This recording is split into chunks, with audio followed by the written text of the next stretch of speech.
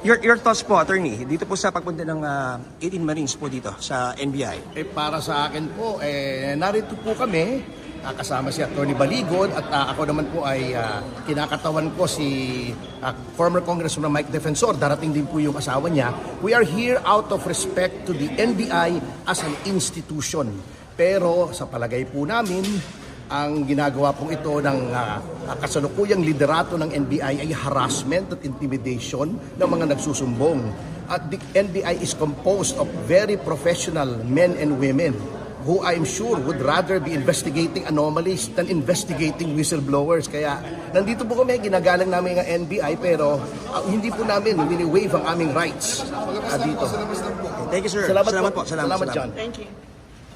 Your thoughts po, attorney, dito po sa pagpunta ng 18 Marines po dito sa NBI. Para sa akin po, narito po kami, kasama si Attorney Baligod at ako naman po ay kinakatawan ko si former Congressman Mike Defensor. Darating din po yung asawa niya.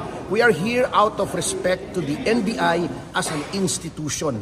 Pero sa palagay po namin, ang ginagawa pong ito ng kasalukuyang liderato ng NBI ay harassment at intimidation ng mga nagsusumbong.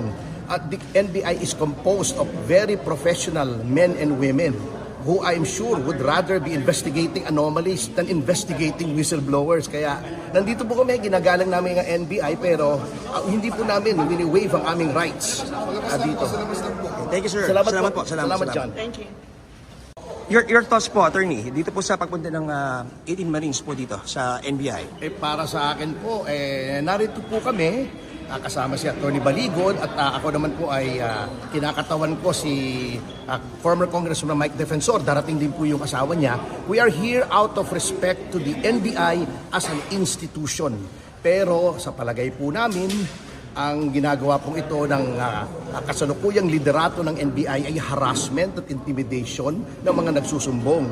At the NBI is composed of very professional men and women who I'm sure would rather be investigating anomalies than investigating whistleblowers. Kaya nandito po kami, ginagalang namin ang NBI pero hindi po namin wini-waive ang aming rights dito. Thank you, sir. Salamat po. Salamat, John. Thank you.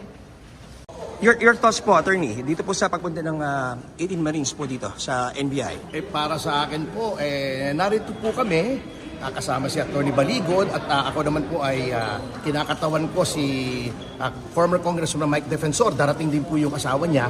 We are here out of respect to the NBI as an institution. Pero sa palagay po namin,